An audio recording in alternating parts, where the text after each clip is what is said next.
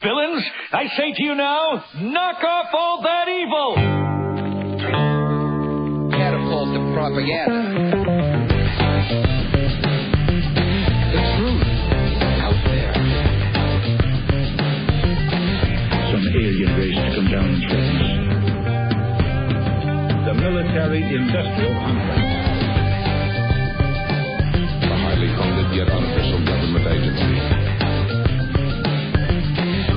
The red pill. If this were a dictatorship, it'd be a heck of a lot easier. Welcome to PID Radio. I'm Derek Gilbert. And I'm Sharon Gilbert, everybody. We have made it through the ice storm, and we are going to be on tonight. Aren't you glad? I am. I'm glad I got back home. Yeah, I spent the night at the hotel next door to the radio station last night just because it didn't look like trying to make it home was a wise move. No. Even though my show producer, the young imbecile, drove all the way back to Washington, Missouri in the middle of this storm. I know. He was a crazy guy. He made it, thankfully. I'm glad you're home. We heard he made it fine. And we are so happy, just thanking the Lord that this worked out, because we have an amazing guest today that I know you all know his name. Yeah, he's the CEO of a multi-state investigative agency, the founder and director of the Northeast Intelligence Network, and the host of the Homeland Security Weekly podcast, which we highly recommend. Doug Hagman. Doug, welcome to PID Radio. Well, thank you so much for having me. It's my honor and privilege to be here. It feels like just a great time knowing PID Radio. I'm honored to be a guest, and it's a great. It gives me a great opportunity just to kind of kick back and talk with you folks and share some really good information that ordinarily we really don't get to share in any other venue. So I'm excited about being here. You know, before we actually started rolling on this interview recording, we were asking you what you wanted to talk about, and you used a phrase that I love: Doug Hagman Unplugged. now, some people might take that in a different way, but you know, a lot of the national, the syndicated radio programs that I do, and the national programs, and even some of the regional programs, are pretty well structured. And as you know, because you folks do radio programs, and you don't have the latitude or the opportunity to really sit down and to discuss really what's in your heart. You hear it on the news, various things on the news about terrorist events, and I really think people today know in their heart of hearts, if they're paying attention to what's going on, that everything is happening, that everything that is happening is happening. It has a deeper reason, a deeper meaning behind it, you know. And I'm going to, I guess, go a little bit biblical here and say, at least from my point of view, as a Christian and as I suppose if I had to align myself with politically, I'll say conservative, maybe not a Republican or a Democrat, but just as a conservative. But as a conservative Christian, I see events that are unfolding that I feel, are setting the stage, I guess, for much bigger things to happen. And I think a lot of people are seeing this, but a lot of people are not really seeing it, and a lot of people are missing it. And I think that it's important. We can talk about bombings and the Iraqi war and what's going on with regard to with the execution of Saddam Hussein, for example. We talk about those events all day long. But what's important, I think, to understand and to take a look at is how this plays out, or how this will play out in the overall history of that we are living, and we have lived in, of course, our future. So, especially from a biblical point of view, which I guess is my source of reference for the events that we're going through. I don't know if that makes sense or not. But that makes total sense, and I'm sure that a lot of our listeners are sitting there nodding and going, yes, this. I want to hear this. You say you're a Christian and that you want to take a look at end times prophecies. When did you start studying this? Well, it's a lot of people don't know this, and I don't talk a lot about my background, but I went to seminary for 4 years, a Catholic seminary. Yeah, I did.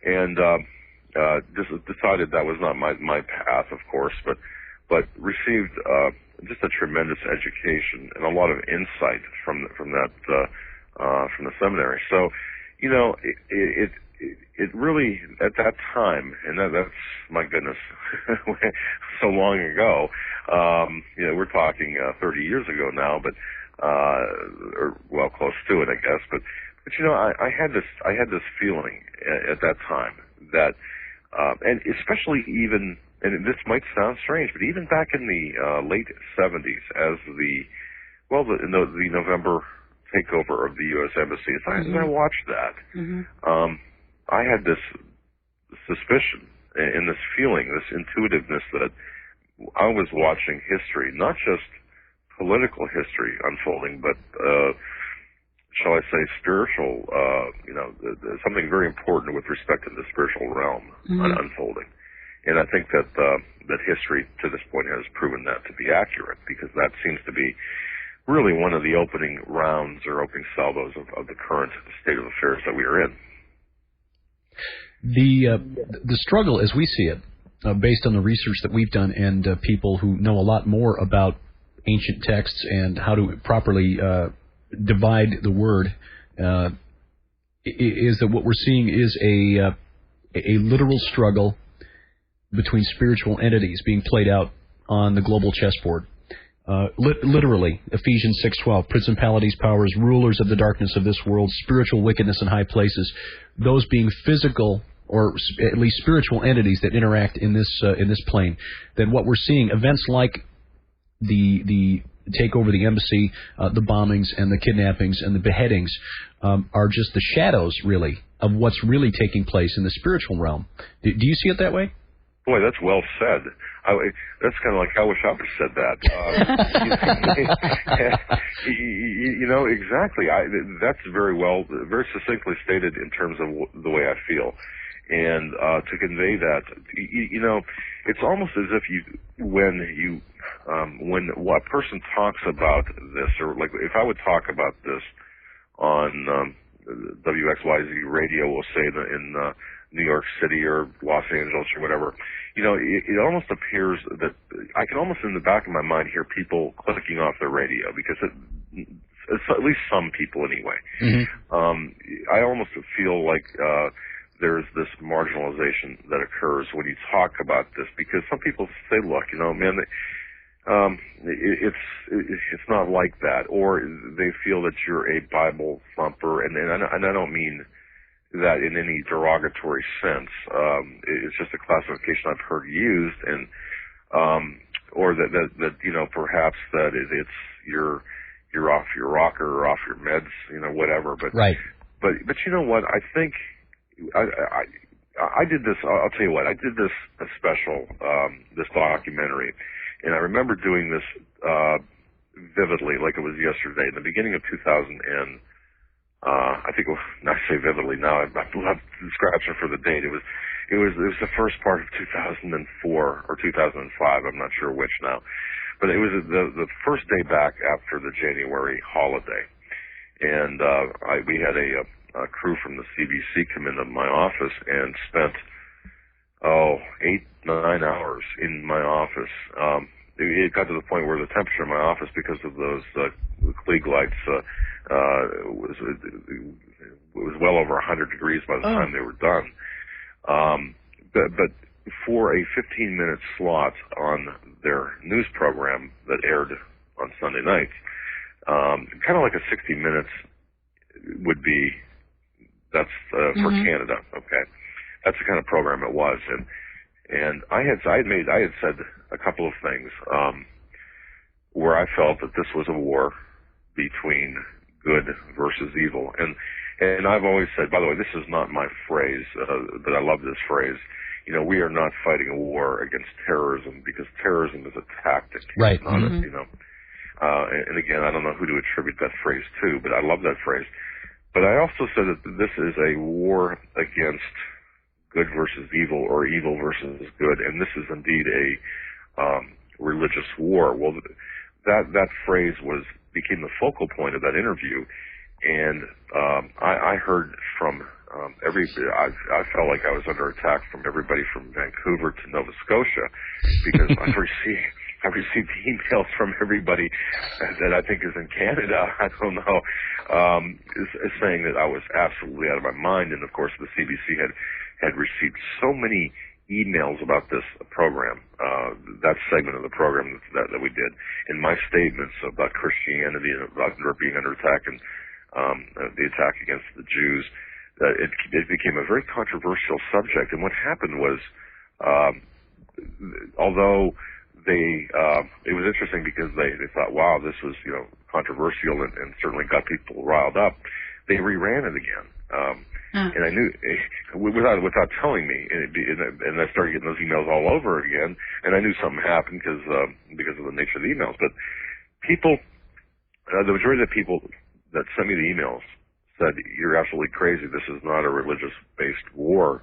And for you to say that shows how ignorant shows your ignorance. And, it's interesting because I just point right back to the phrases used by the enemies, the Islamic Orthodox people that are beheading people and saying that, they're doing it following God's law, Quranic law, and saying flat out that this is indeed a war being waged by Islam to right the wrongs of centuries of oppression and so on. So I feel vindicated by the statements of our enemy, but nonetheless, the reason I mention that is simply to show that I think a lot of people aren't getting it right now. Even today, there are a lot of people that are walking around. What is that statement? As in the days of Noah,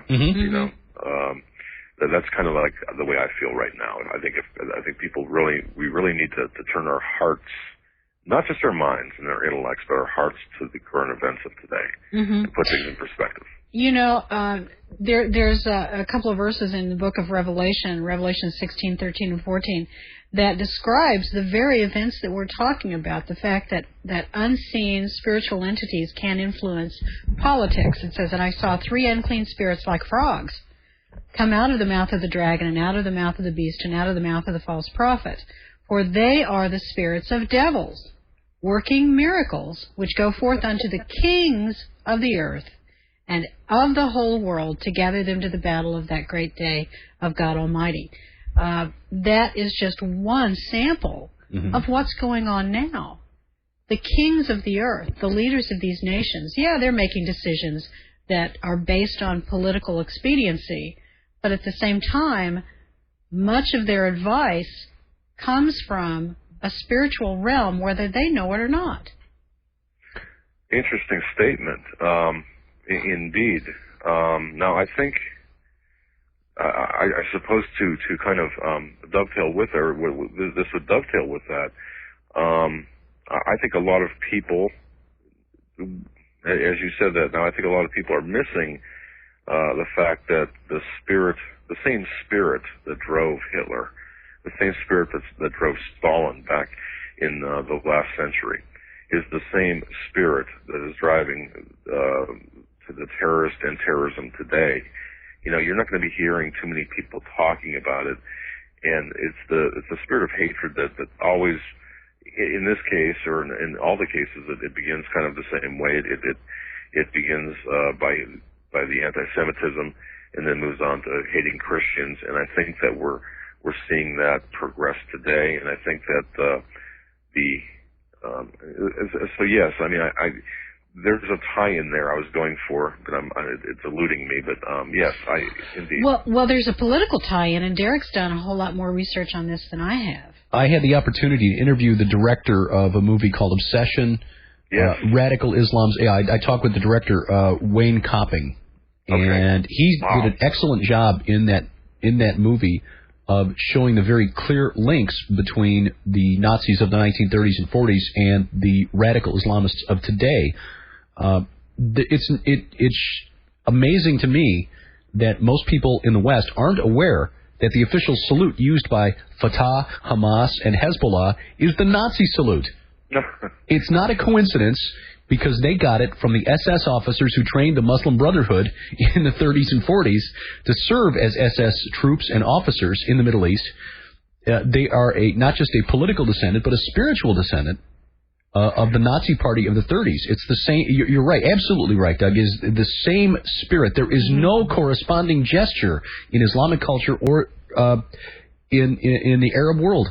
And in fact, you take it a step further. We learned from that movie, as we pointed out here, that the name of the country Iran was changed in the 1930s from Persia to Iran, and the word Iran means land of the Aryans, as in the Aryan race, the master race.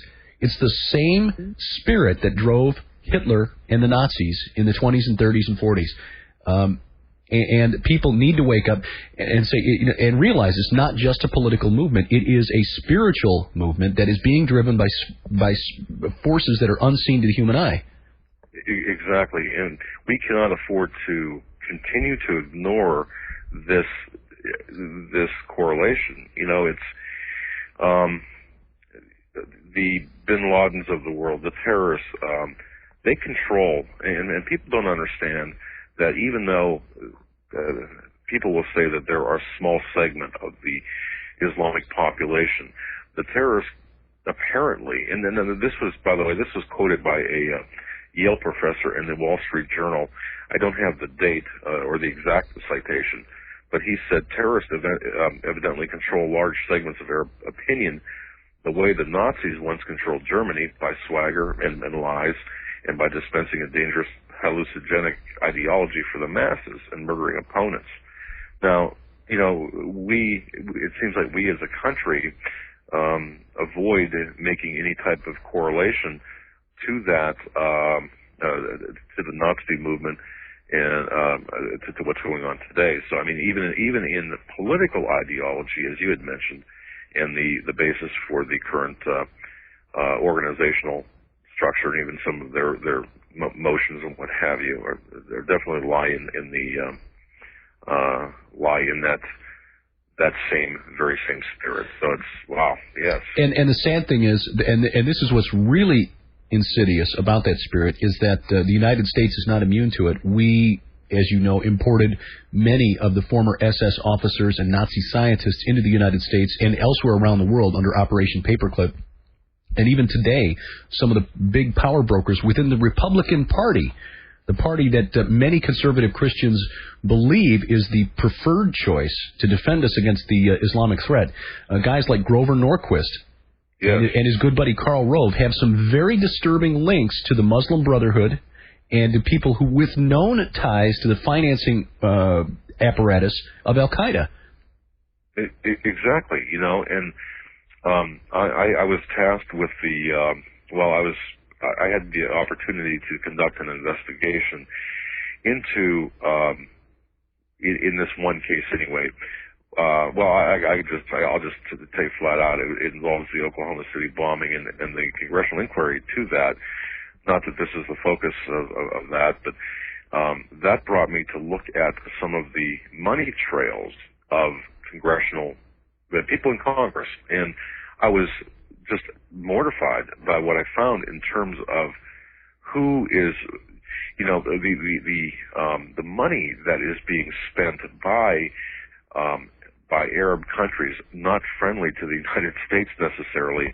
They're putting money into the coffers of both Democratic and Republican Party candidates and congressional people as well. And it's to me, and as you said about bringing Operation Paperclip, that kind of mirrors the situation of right after the first Gulf War, of how we allowed thousands of Iraqi Republican Guard to come into this country at taxpayer expense. You know what I mean? It's right after, during the Bush administration, and this carried through into the Clinton administration, and people might be surprised to hear this, there were upwards of at least 3,000 documented cases where we allowed Iraqi Republican Guard members and high-ranking Ba'athist Party loyalists into this country. Not only did we allow them into this country, but we paid for their resettlement expenses. We did. I mean, the taxpayers did. That was right after the first Gulf War? Exactly, yes. And it's very well documented Now, if you take a look at that, what happened after that, as almost, and I'm going to say as a result of that, throughout the United States, these same people began settlements, and you can actually trace the major suspect, and I'll go back to Oklahoma City, because that is widely accepted by most people as having been done simply by Terry Nichols and Timothy McVeigh. And there are conspiracy theories behind that with respect to the Aryan Nation, the Brotherhood, the Elohim City people.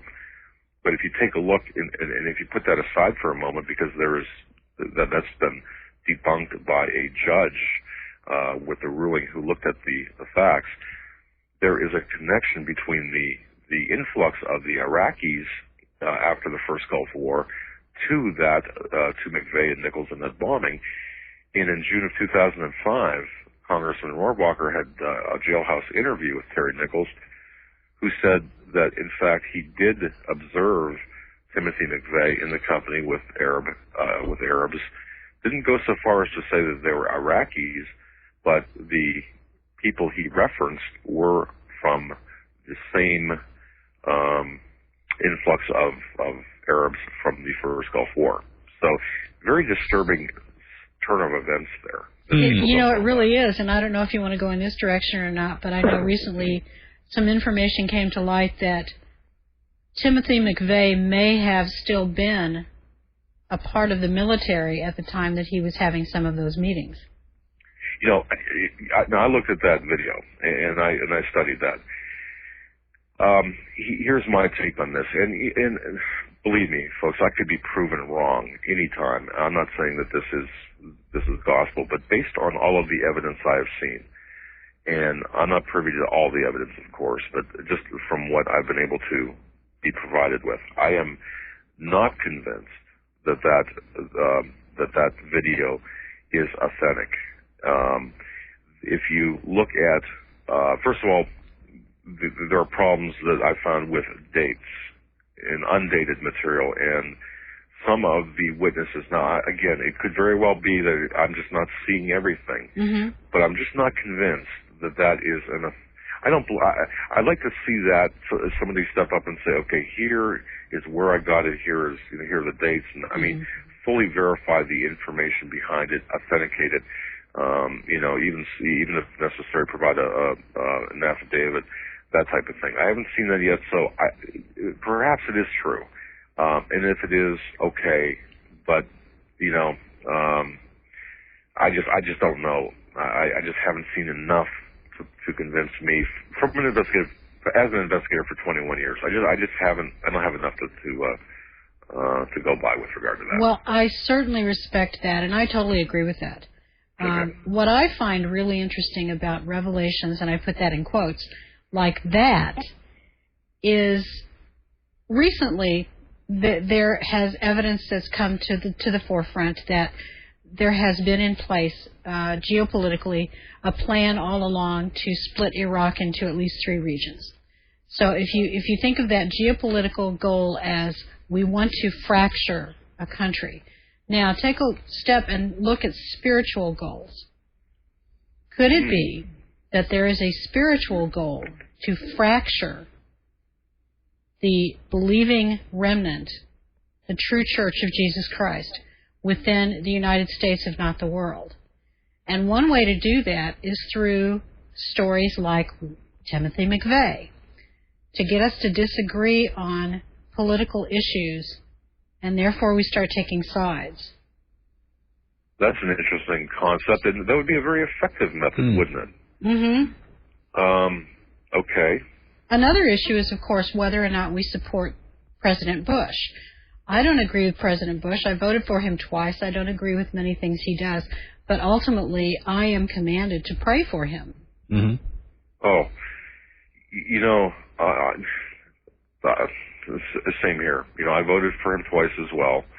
I believed initially in his approach to this war in response to what had happened on September 11th.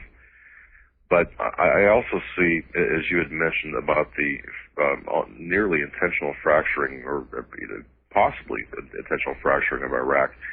I'm also seeing things happening within that administration, even before the departure of Rumsfeld.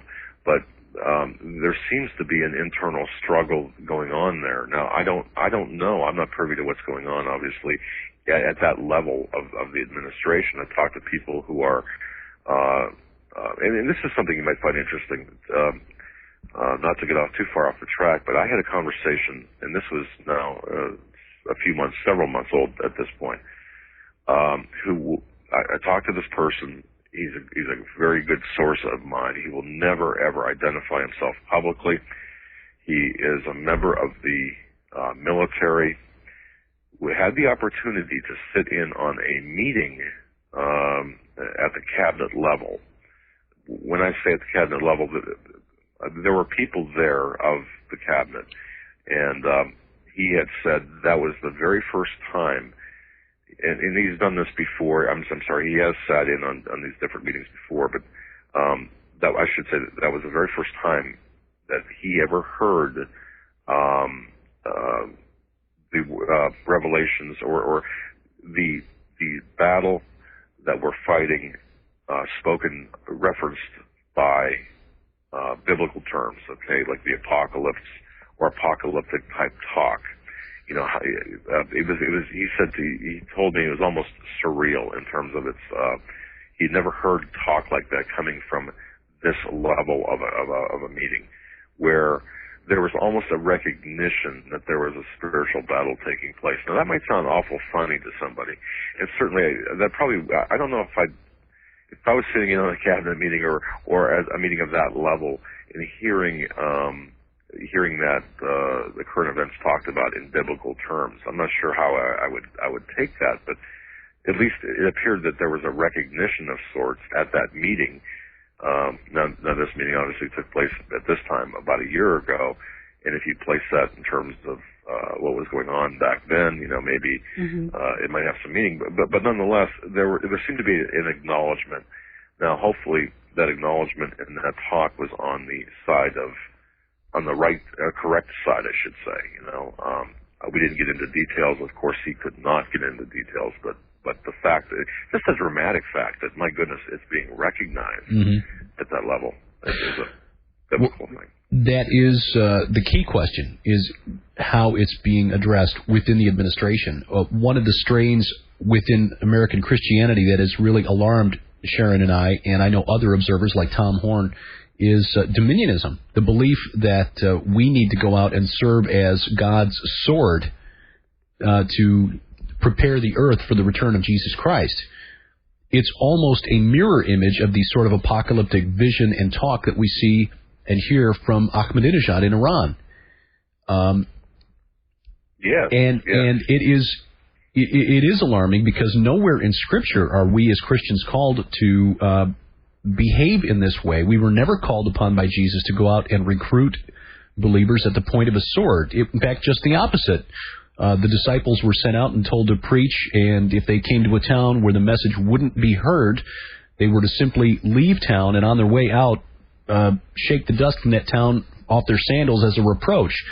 Let God deal with it at the judgment. But there seems to be a growing body of American Christians and some very prominent politically active preachers, Pat Robertson to name a name, who believe that we need to actively use the political apparatus of this world's political apparatus, to achieve God's ends.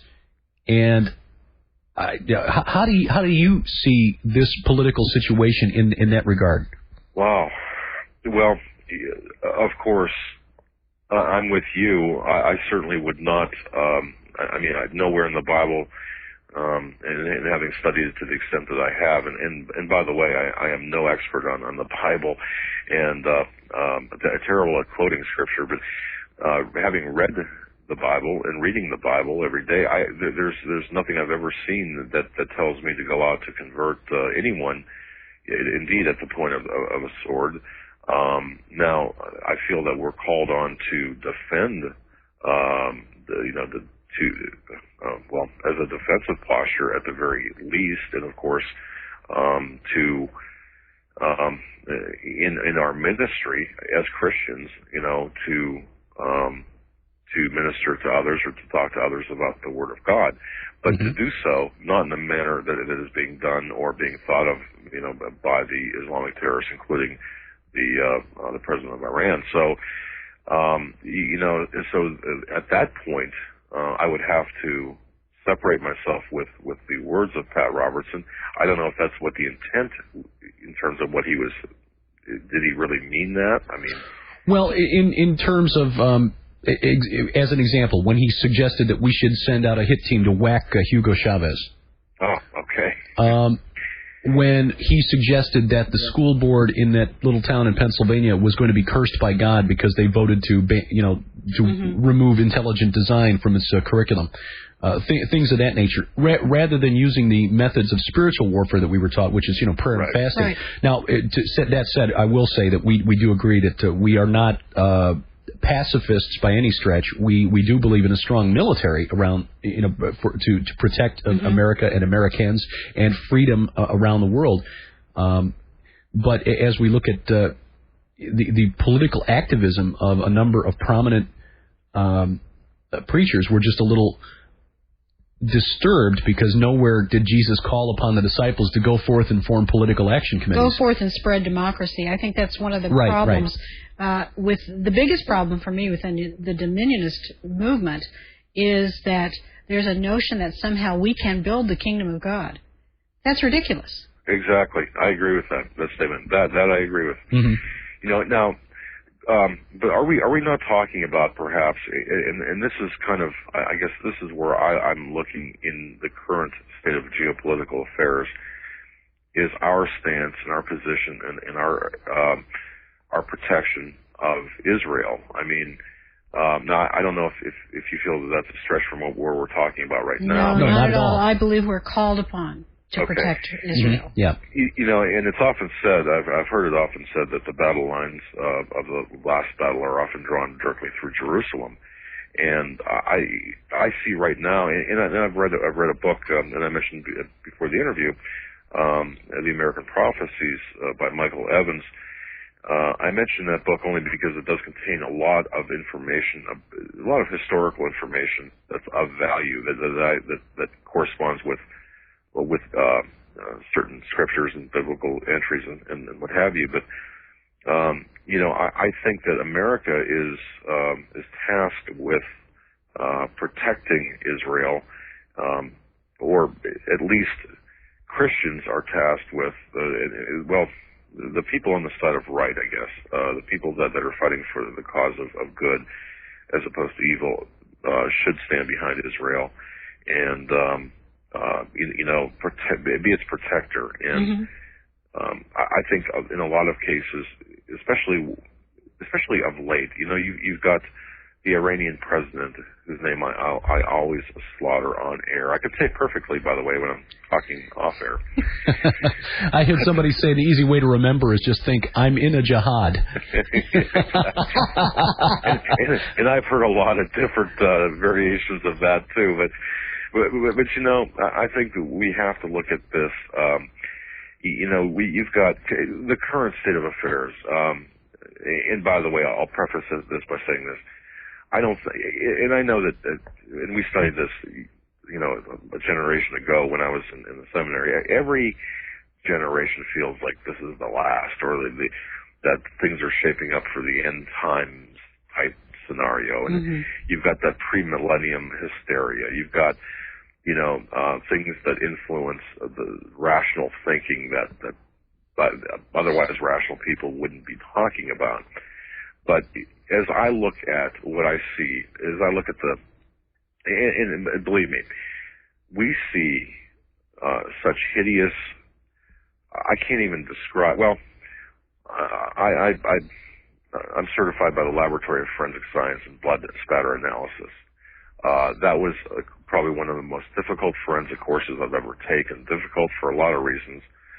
But as the name would suggest, we reviewed a lot of gory, bloody murder scenes.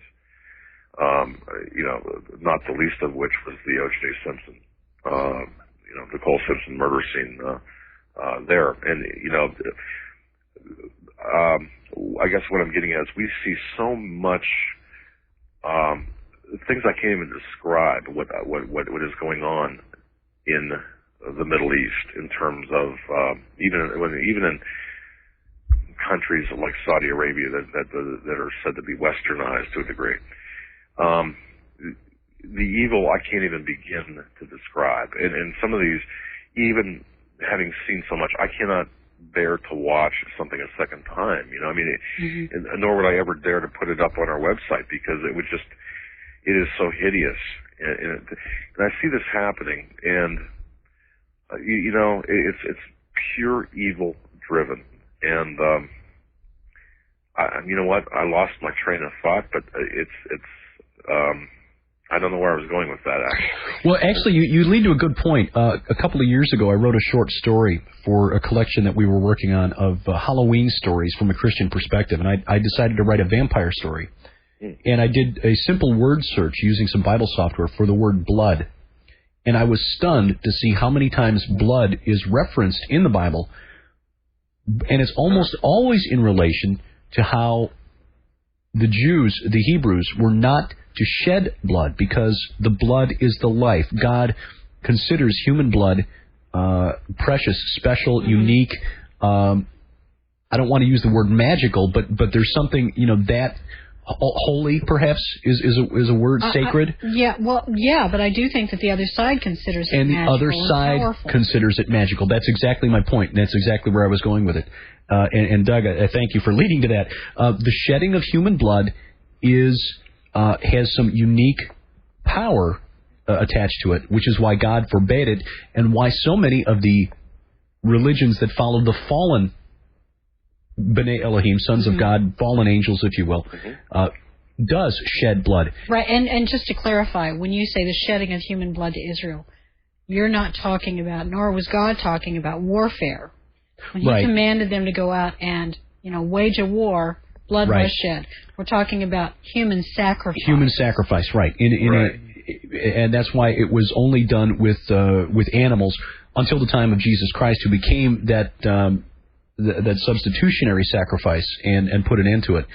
But that is why I think we see in these crimes of pure evil, Doug, that kind of shedding of blood. There is a spiritual, supernatural component. And I know hideous things, untold things happened during the Second World War, and in all wars, of course, leading up to today. And I know that back prior to the current prior to today, we did not have the 24/7 news coverage, and we didn't have the internet to go to see what's going on. As I look at this battle in its entirety, I see Israel as a focal point. I see the matter that the battle in which we are engaged is, in my personal opinion, what my heart is telling me. As I look through and analyze the different pieces of information that come through, I see it just a tremendous war between what is good and what is evil, and a declared war between radical Islam, the Islamists, the Orthodox, the pristine version of Islam, as people like to, or as they like to call it, versus Christians and Jews, and I'll go back to something that we were talking about earlier, the comparison between Nazi Germany and today's battle. Hitler's Mein Kampf is the best-selling book throughout the Muslim world today, which is something that, as a matter of fact, it's even used as a textbook in Muslim schools in the Middle East in certain schools. Now, well, of course, it just means my struggle. Well, of course, just as jihad means, struggle, struggle. And I think, I think if we are to believe that, then, I guess I'm not convinced. I'm not convinced that the word jihad, as it is described by the Muslim population is indeed accurate. I think that there is a lot, again, this is my personal opinion, I think that there's a lot of deception involved with this, and I think that we as American people too are being deceived to a large degree by our administration, by others, by everywhere we look there's deception, and this is all part of the larger war we're seeing. And I don't mean to appear disjointed in terms of my thought process. If I do, I apologize. But you don't. Okay. You really don't. No, not at all. And I think what you're doing is the same thing Derek is doing, and I'm doing, and our listeners are doing. We are trying to sift through all of the information that we get, and we're bombarded with it, trying to measure that up against the plumb line of Scripture. And right. It's a tough job. Indeed it is, and it's one that I know certainly I have to exercise caution in, because it's easy to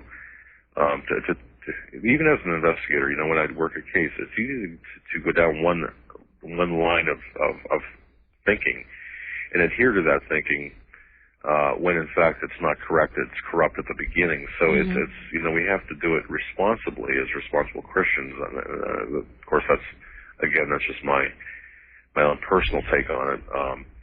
But yeah, I just honestly, when I look at this battle though that we're in, I don't think I've ever, in my study of history, I don't believe I've ever seen a time in which events have taken shape where there is indeed perhaps the most fertile time or the best time the end stage is being set, in my personal opinion. That's a second statement.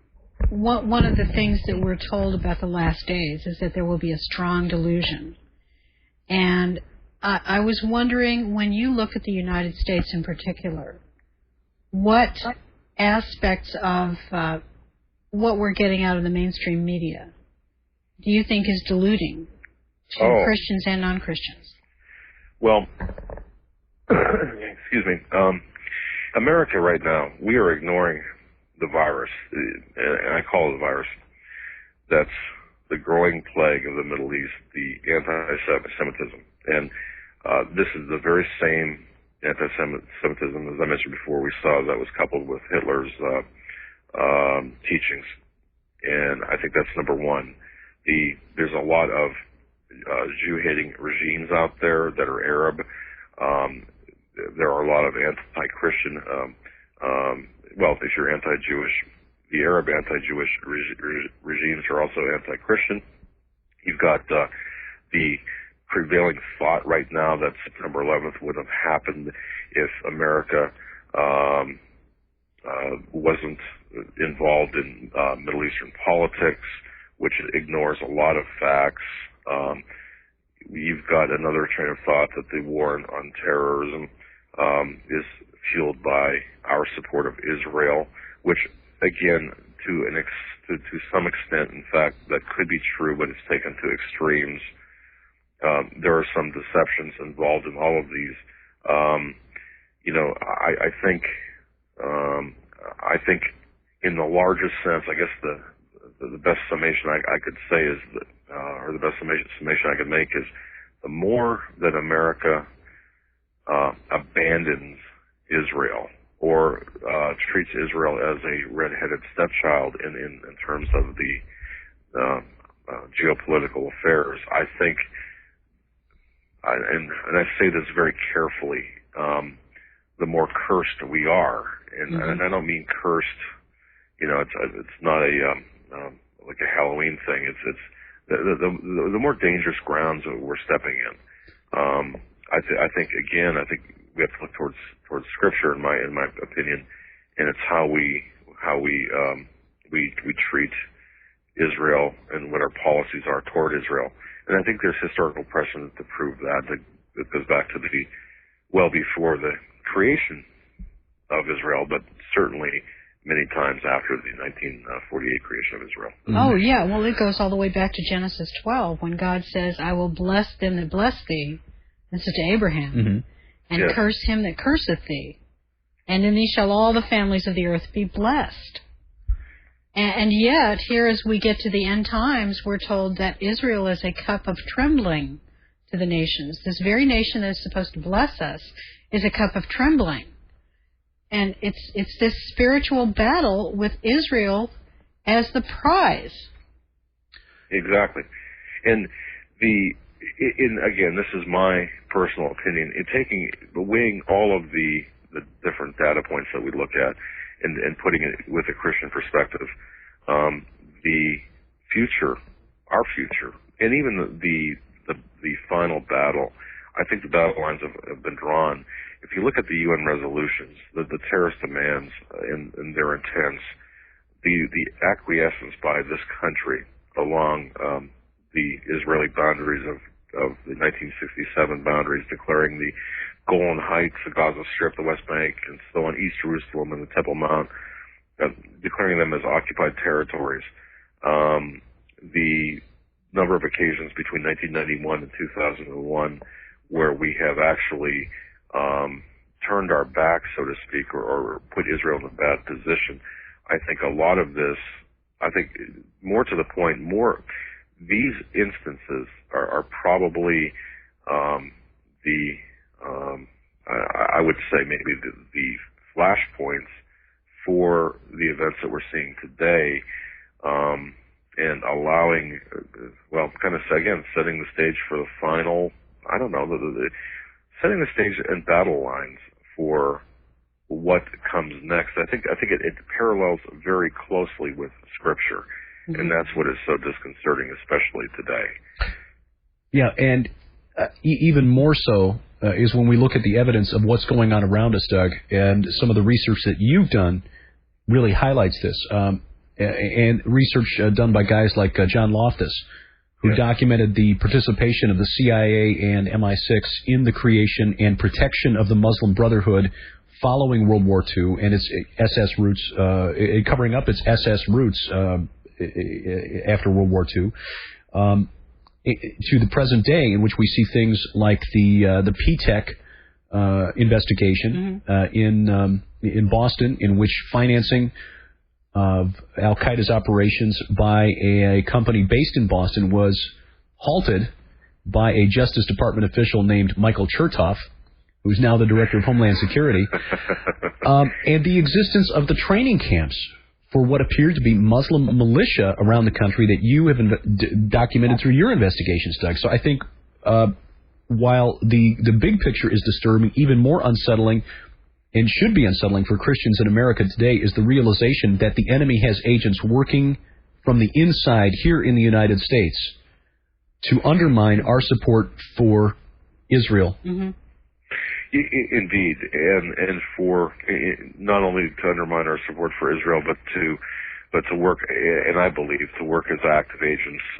Once things begin to happen, to work as active agents here against the infrastructure of our country. Yes. And I am so disturbed by so many things I am seeing within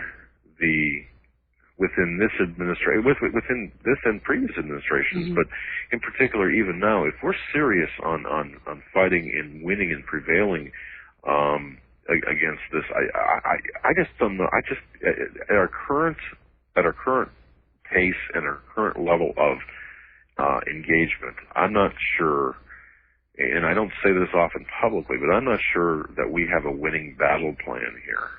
As you had indicated, with Mr. Chertoff, it's awful interesting how many roadblocks are thrown up. When we provide information to the different agencies that we do, it is readily accepted by the agents in the field who have families and who are God-fearing men and women. But somewhere along the line, at times, depending what that information is, it becomes convoluted or not acted upon, or something happens. And I can see when I talk to the agents, when I talk to the people, our sources, I can sense and I hear the frustration, and I hear them asking why, what's going on, why isn't there an investigation into this issue? And of course the issue is mentioned. And there's a great deal of concern about that. And it's, and people might argue, well, that's always been that way. It's red tape, it's bureaucracy, but not to the extent that, and I'm talking to career agents that have been with the Bureau, for instance, or been with other agencies for a long time, not to the extent that we're seeing today. And that, of course, goes right along with what you said, and that is very disturbing when you put it in the pot with the bigger picture. And you know what? It's frightening, to say the least. You know, there was a story that came out last year that I think demonstrates this really well, and that was the cell phone incident up in Michigan. I still am just blown away by that whole thing, that these men from Texas were just released. Well, I had written to the prosecutor. As a matter of fact, I had contacted the prosecutor's office in that case, and we had some dialogue, and they accepted my the information we had found. As a matter of fact, found by a contributor to our site. This person is just an unbelievable asset, known as Archangel. And I suppose that's an appropriate name for this individual. Very, very effective in terms of data finds. The things that he has found, I don't think anybody, well, I know for a fact our government, he's hours, days, and sometimes weeks ahead of our government. But with regard to that, the cell phone issue, indeed, as those events were unfolding, the information that was being supplied to Arab or Islamic terrorists, I should say, not just Arab, but Islamic terrorists in this country, involved the use of these cell phones as detonation devices and for nefarious purposes, not for resale, not for the stated purposes by the Department of Justice at the time, but for purposes of, well, for one instance, using them as triggers for improvised explosive devices. There was just an article that came out in the India newspaper that verified this here about 3 weeks ago. And in addition to that, don't forget the London bombings. The detonation devices were indeed cell phones, which, you know, so for our government, our Department of Justice to say, hey, there's nothing to see here, this is, and to have the charges dropped and to have these people walk, to me, that's a travesty. And I think that if indeed that is the case, and I know it to be, then we have significant problems at various levels in our government. And I say that with a heavy heart because I love our government. I mean, I love this country, I should say, and we just need to be able to fight effectively on all levels. And if we're prevented from doing so, I don't see a great outcome to this battle that we're in. And again, it just points out the depths and the scope of the spiritual war in which we're engaged, and the ultimate end, of course, will be the final conflict, which, as you say, is drawn right through the battle lines, of which are drawn right through Jerusalem. We recommend Doug's website as just a key source of information for what's happening. You often get information there that is just not being reported at all by the major media, or contains details ignored by the major media. HomelandSecurityUS.com. You'll also find a link there to the Homeland Security Weekly podcast.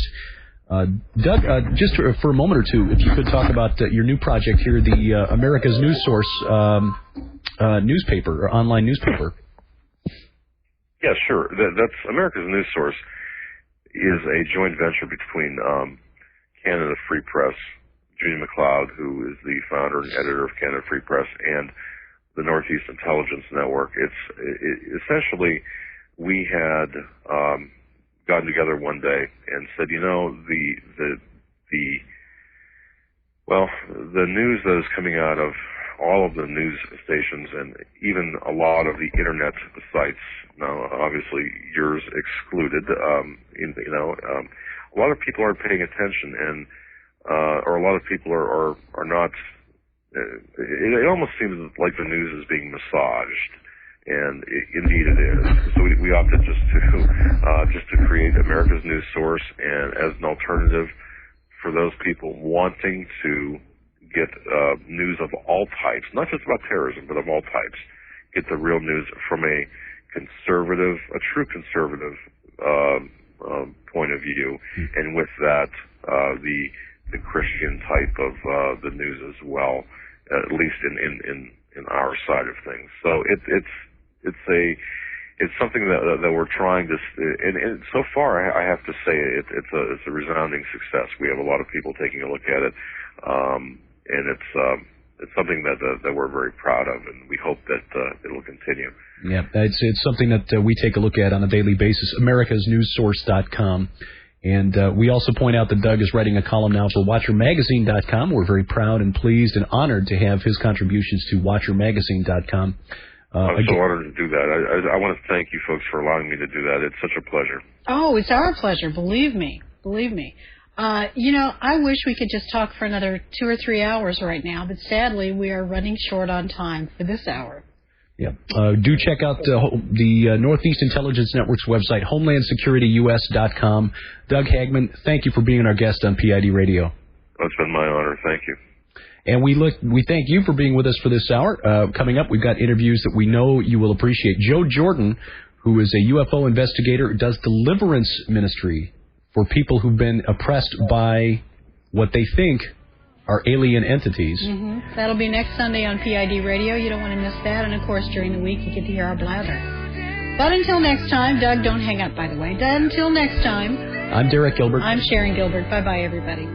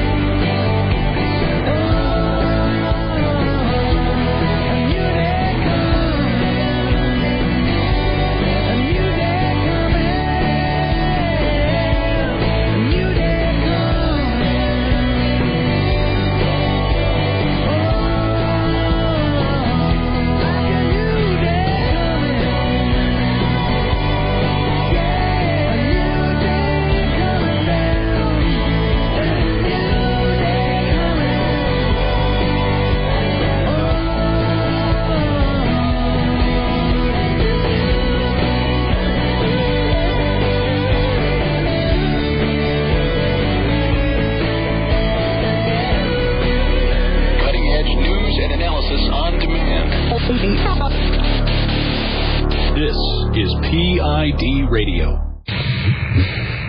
They're coming from the darkness. Over 6,000 years ago, the citizens of Mesopotamia encountered them. Down through time, tens of thousands of people on every continent of the world have etched their likeness on the walls of caves, chiseled statues of them from solid stone, and prayed prayers to their highest gods to be delivered from them.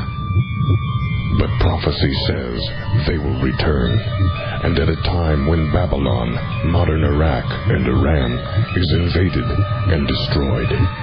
This spring, exclusively from RaidersNewsUpdate.com, we'll tell you what you need to know about them.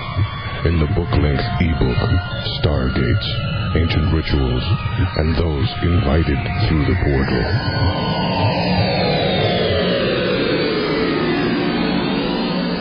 Catherine Adamson thought she was going back to her quiet hometown of Eden, Indiana, to settle the affairs of her late Aunt Celeste. Instead, she discovers that Eden has literally gone to hell. 2 high school students have disappeared, leaving behind only a running car and a bloody shoe. Strange lights have appeared over the town, and the fields of a local farm are marked with blackened circles. Eden County Hospital reports record births, incredibly large babies joining the ranks of a growing number of giants. Many of Eden's leading citizens have been hiding evil secrets, but their behavior has been closely watched by the mysterious Dr. Apollo Bell, head of the Mount Hermon Institute. All of Eden is a war camp, and citizens must choose sides in an eternal battle. Catherine is reunited with her old flame, Joshua Carpenter, the publisher of the Eden Chronicle. They quickly learn their strongest ally may be John Thundercloud, a legless old Winnebago Indian who spends his days writing line after line in a library full of tattered diaries. It's Winds of Evil by Sharon K. Gilbert, Book 1 of the Laodicea Chronicles. Available now online and at bookstores everywhere.